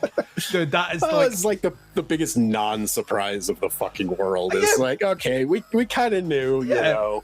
But I was also like, you're complaining that this chick, who's already so ridiculously hot, just got fucking hotter. I mean, like, I was like, fuck those people. I almost passed out by how quick the blood rushed from my brain to my dick. Like, honestly, I lost a couple of hours. Like, woke up drenched in my own spunk. So anyway, sorry, I was on a side. So yeah, like, and then we're introduced to Verna Nightborn, who is a painter, or like an artist of some description, who has been drawing pictures of premonitions of the deaths. That's basically the movie. We follow a lot of kind of like police procedural stuff, and it's a fairly slow burn for a movie that's essentially an hour and a half. But that's the kind of the big talking points. We'll swing back to me to talk a little bit more about the stuff that I enjoyed in the movie. But you said you watched this about a week ago. What did you make of The Clairvoyant? I dug this movie. It's goofy, and I would call this a pretty charming movie. It makes a lot of choices, like making our cop like he's not really like a tough as nails kind of cop. Like you said, he's a stand-up comedian. I don't think he like really wants to like he's an okay cop, but I don't think that's really where his heart is. He's bound and determined to break into showbiz. So he's kind of I think he's an odd character and kind of an interesting choice to have made there. The TV show host dude I think is like way ahead of its time. Yeah. Because that's definitely something that's like, you know, people like Bill O'Reilly and all, you know, fucking Tucker Carlson and all these fucking clowns that have absolutely no fucking dignity whatsoever and will absolutely, you know, use people for their own advantage and to, you know, there's no substance to their quote unquote reporting. It's all, you know, it's all shock value kind of stuff. And, you know, he definitely jumps over the fence of like what's, you know, probably acceptable in that line of work. You know, journalists, there is such a thing as journalistic integrity, and this dude has fucking zero of it. So yeah, I was kind of surprised that I didn't realize sooner. I'm like, oh, he's totally the fucking killer. Did not occur to me until well into the movie. I really like the chick that plays the artist. I think she's kind of the scenes where she's having her premonitions I think are kind of fucking goofy. Like she really does just do like the eyes roll back in her head and she's just like freeform like scribbling, you know, a drawing of the crime scene. Kind of some of that stuff's kind of goofy and like super not believable in the slightest. But kind of an interesting idea, and I think she's an appealing actress. She's pretty attractive, and I could kind of see why these two fucking doofuses are kind of like in a love triangle over her. I don't really understand what she sees in either of these fucking guys, because she could probably do better. And maybe you know, them fighting over her is one of the funniest things in this movie. Like, don't do the interview. Don't do the interview. And she's like, you know, I can make up my decision for myself. And then later on, he's like that. You know what I mean? You could go on that date with that Paul guy, or you could come and see me do a tight 40. She's like, oh, I don't want to do it. I don't want to have to. And then, by the way, this is a big gripe with me in movies. Most recently, I watched a movie called Claw, which is fucking awful. Don't watch it. But the main character in that is also a stand-up comic. See if you're going to have a stand-up comic in your movie, or a character who's training to be a stand-up comedian, and that's the hook in there. Unless the audience is booing them because they're bad, the jokes better be fucking hilarious, and people are applauding and clapping this dude. And he does like he's not even. It's a couple of impressions. Yeah. And they're not even jokes. Yeah, his joke appears to be that a guy is holding a banana instead of a gun, and he's telling him to put the banana down, and that is not funny. Like, that's not funny. The only banana-based joke in the police procedural movie that has ever gotten over is in Beverly Hills Cop, and it's a banana in the tailpipe. That is fucking story. You know, like the banana in the tailpipe. That's fucking hilarious, right? I mean, like any other banana-based joke does not work, and he's terrible. He's terrible. Even his impressions are not good. Like he does a Woody Allen impression in this, and right, granted, he looks a bit like Woody Allen, but he doesn't sound anything. And everyone can do a Woody Allen impression. Sorry. Sorry. To get out of my system. But you're right, like she's like two people fighting over her, and she could easily do better than either one of them. Yeah. So yeah, I thought those parts were there was definitely some choices made. Some of them work, and some of them big time don't. Yeah, that scene in the pool where that dude gets his fucking ankle handcuffed to like the railing to get out of the pool. I thought that was really effective, and it's like a very quiet scene. There's like hardly any score, and like a lot of it's underwater, so it's not really a lot of Bathed in sound. red. Like who goes and swims in a swimming pool which is just lit up by red light? Yeah, it kind of reminded me of the swimming pool scene in Pieces. It's like, what are you doing? You're just asking to get fucking murdered by somebody in this fucking pool. Same year, by the way. Same year. Oh, nice. But yeah, drowning is like, I think, a really horrific fucking way to die. So that scene I thought was like fairly effective. Yeah, this is I don't know. Overall, this is an interesting movie because I think it does a lot of things that a lot of other movies like. It's going kind of like more for like story and mood rather than just like straight up shock value for the most part. We might as well get to it. Like the reveal that like the reporter guy is the killer. I'm pretty sure I was like, I sent a fucking text real quick while I was watching this, and when I looked up, this dude is the killer, and I was like, wait a minute, what the fuck did I miss here? Like it goes incredibly fucking quick. Yeah. And if you have a keen eye like you do, I think you probably pick up on a lot of that stuff like as it goes, kind of, and it's not that big a shock, but I must not have been paying that close attention or something, because when it happens, I was like, holy shit, what did I miss? I grew up, like, I literally grew up reading Agatha Christie novels, which are all crime books, and watching things like Poirot and Miss Marple and all those things where, you know, a detective, like Columbo, like a detective solves a crime, right? So, like, when I watch a movie, especially a thriller where there's a killer out there, you know what I mean, all the rest, that's what, like, I love giallos. That's what, I think is the reason I gravitate so much towards them, is because you're basically watching the movie to find out who the killer is. And this one does, I mean, the reveal comes pretty quick, you're right, but, like, her pictures all the way through it have been showing a weird shape. And then what they discover towards the end, because she, like the cop, Weeks essentially sends Nightborn to stay with McCormick to be safe, and he specifically says he doesn't want to deal with him anymore, which once again is just another clue that he's getting too close to things.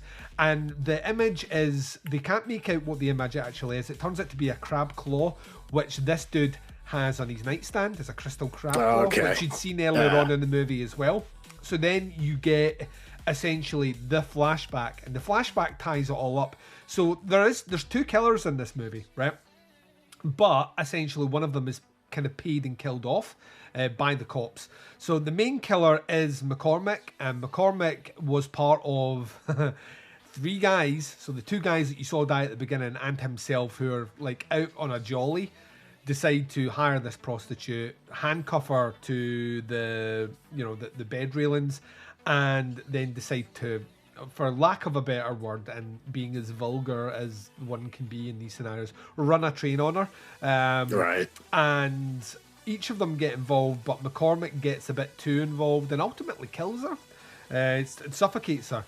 And what they do is they dump the body, and McCormick then, deciding to not be in a position where he can be blackmailed by these two other guys, decides to kill them off, but uses the handcuffs as a motif to look at as if a string of deaths are occurring.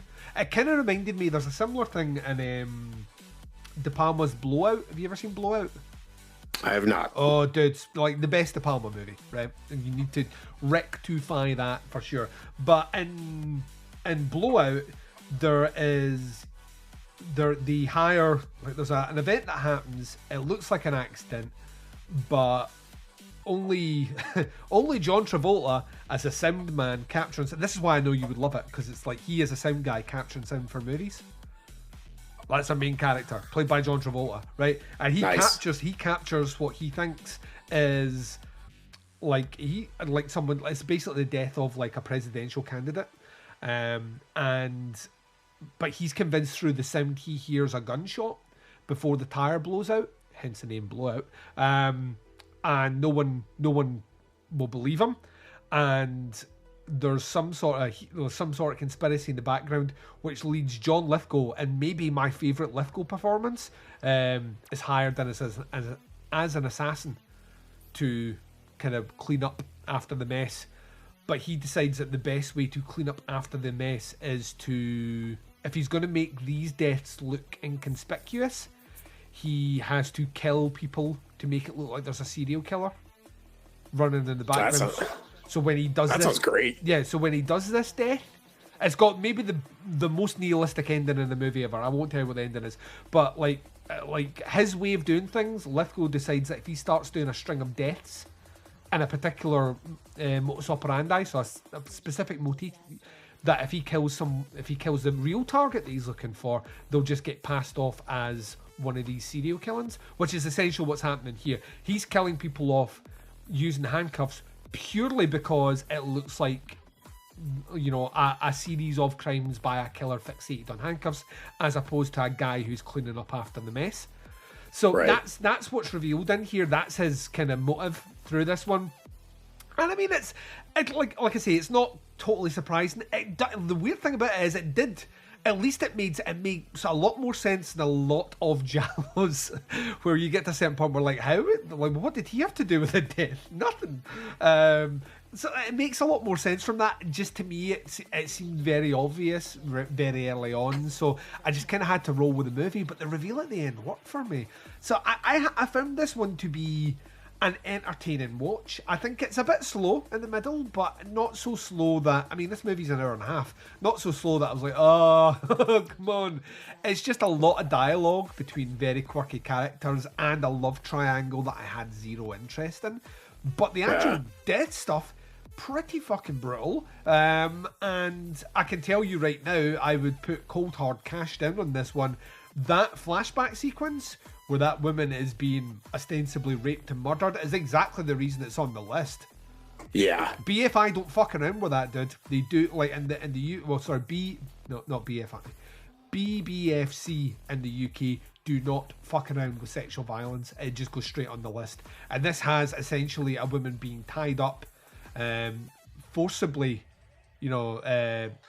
forcibly raped, essentially. Like, she consents to some bit, but that dude brutalizes her and then kills her, and that's a no-no. So, and from what I have read, the movie was passed later on with cuts, and the cuts were to that flashback scene. So that makes sense. So yeah, I found that like an entertaining watch. It's not a great movie by any stretch of the imagination, but if this got a Blu-ray release, I would own it. I would definitely buy it. I found it like charming enough and quirky enough from that era of cinema. It's great seeing New York in the early 80s, all that stuff. There's a thing in there where I'm just like, this would be cool to like. There's about 3 or 4 movies I would easily double bill this up with that I think would be fun. I think it would be fun to double this up with something like A Dress to Kill. I think that would work kind of cool. But then also there's plenty of other giallo movies that would work really well with this as well. So I found it good. In terms of did it deserve to be on the list and how I would grade it.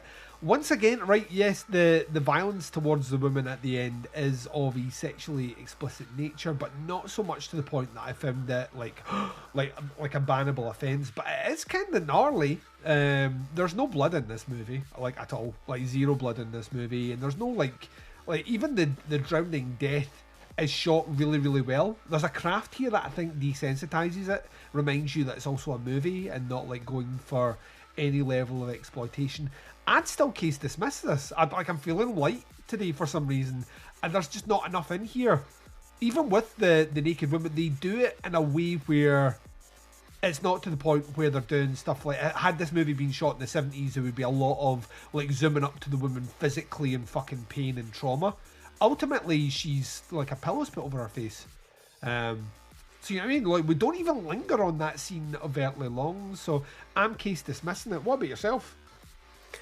I would maybe just barely give this like a slap on the wrist, and really only for that scene. I like you said, it's just enough to like get the point across, and it's pretty fucking brutal and kind of hard to watch, and like kind of took me by surprise because everything leading up to that so far had been relatively tame compared to a lot of stuff we've watched for the show. So I would be, at most barely give this a slap on the wrist, but probably more than likely case dismissed, because this is, in the grand scheme of like all the stuff that we've watched for the show, this is definitely way on the tame side. This is mostly pretty character driven and isn't really like, I think they set out to make this like a relatively classy kind of movie. This wasn't really like an exploitation, you know, or we're going for shock and, you know, gnarly shit in this movie. Like I think they really like just set out to tell like kind of a relatively classy, you know, thriller kind of like police procedural kind of story. So yeah, that's really about it. And yeah, like I said, the pool scene I think is like just perfectly effective in being like, and your mileage may vary on that depending on how scared of fucking drowning you are, but I'm pretty scared of that, so it was like kind of a pretty good setup for me. Like at the beginning, like it's like, oh, like this killer is actually kind of brutal and kind of clever. Like it's but it's, you know, visually and like viscerally, it's not that, you know, it's not that brutal. We've got some shit coming up on the next episode that I think like is way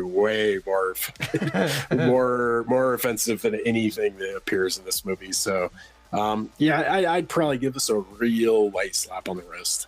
Nice. Well, ladies and gents, we're going to take our final break of this episode. When we return, we'll be telling you what we're doing in a couple of weeks' time, because you ain't got to wait till the end of the month for the next episode. We'll be back to do that right after this.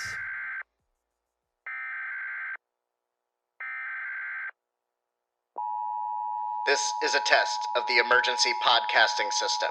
Listen to the Psychosemantic Podcast. Politics, movies, and political movies. Find us on Facebook, iTunes, Stitcher, legionpodcasts.com. The Psychosemantic Podcast.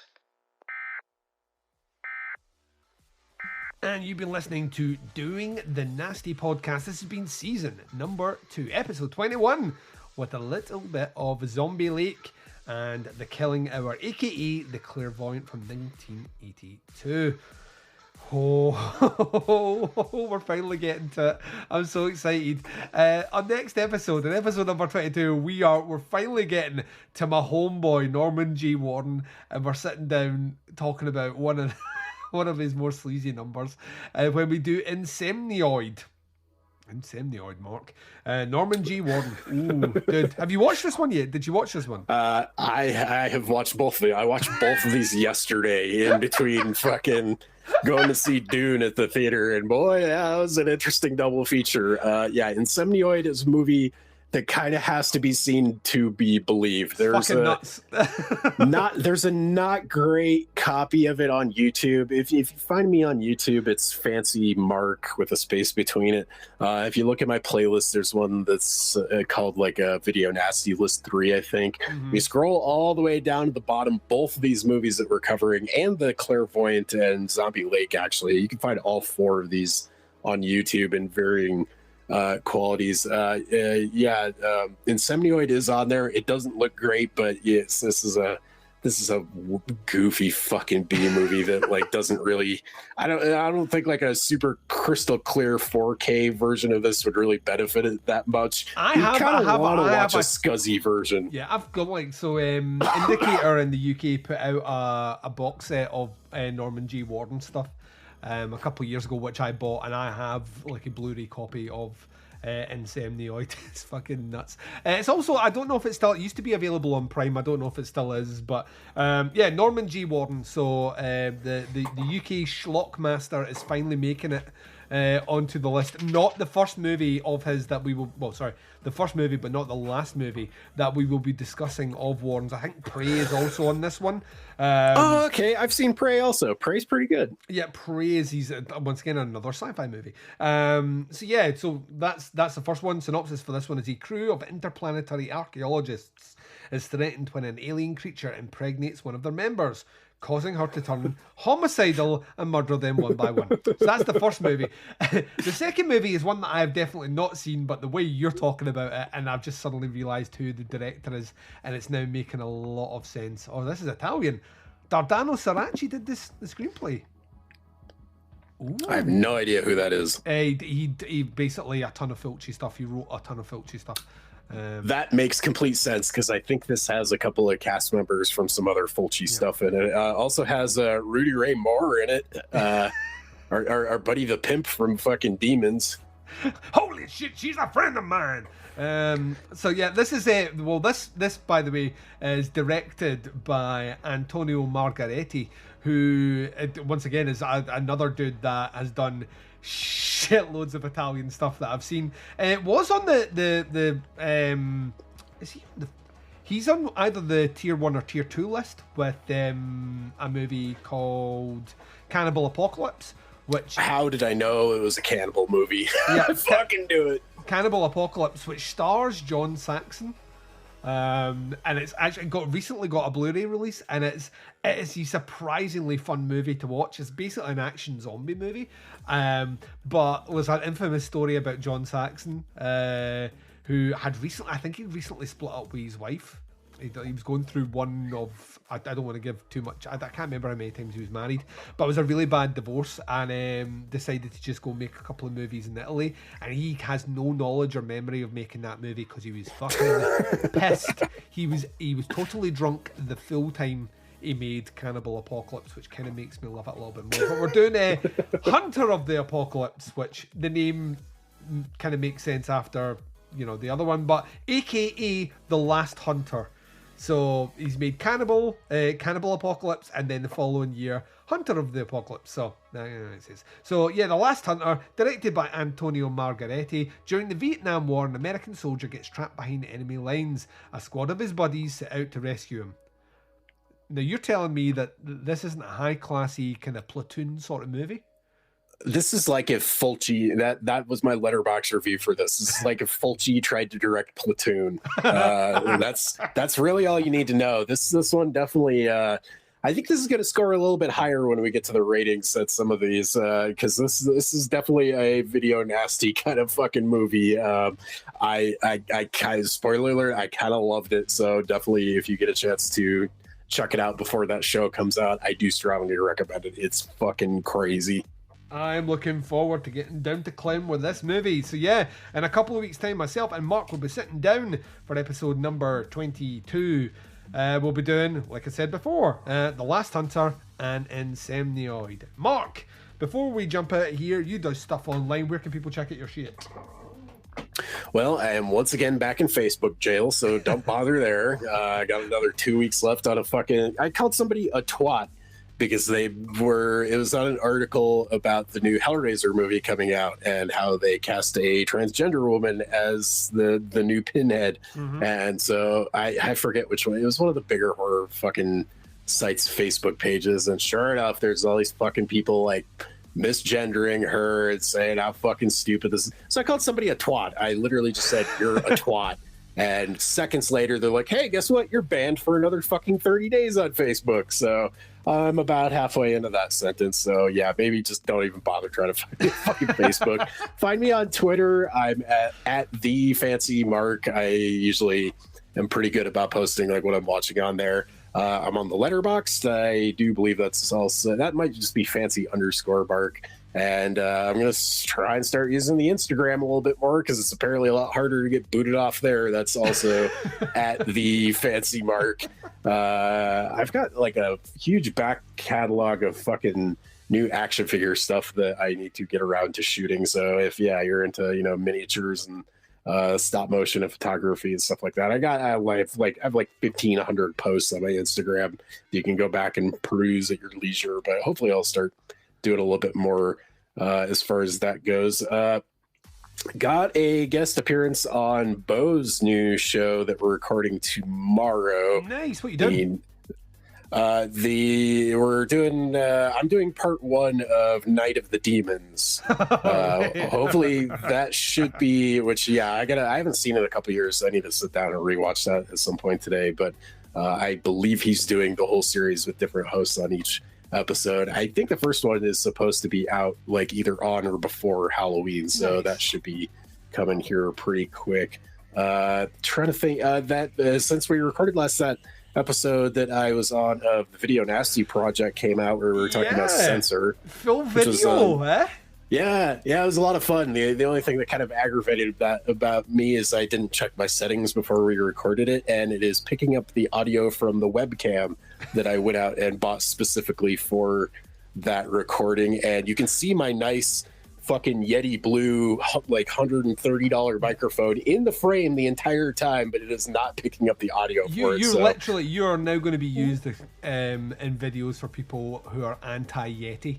Now going that, look, he's using one and listen to the sound quality, it's shit. Yeah, no, it's not bad at all, dude. It's not bad. You know, it was like a kind of proud papa moment when you did that video one where I was like that. Not only did he go on and represent doing the Nasty podcast, but he managed to get through the entire webcam performance without getting his dick out.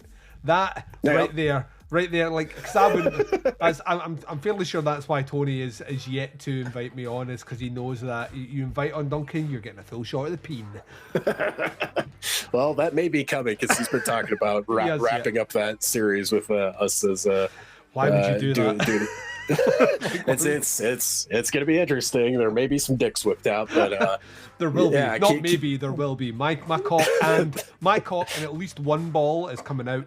So it's the sequel to There Will Be Blood. There will be cock. There will be cock. Yeah, like, go and check that out. It was a great review. You and Tony from the Video Nasty project sitting down discussing Censor, a movie which is set in and deals with some of the stuff that we've been talking about. Kind of cool. Yeah, definitely check out. I think Censor just landed on Hulu in the States, at least. If you have not checked that out and you're listening to this show and like this show, you really owe it to yourself to check out Censor.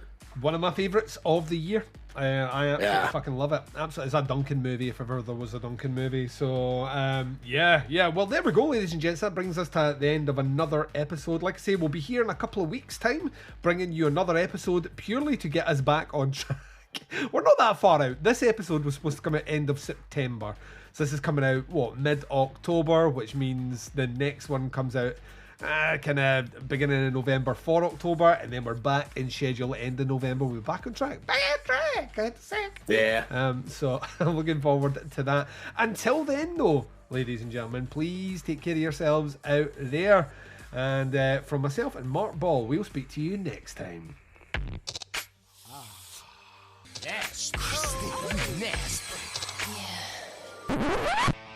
They were called Nasties, and they were nasty.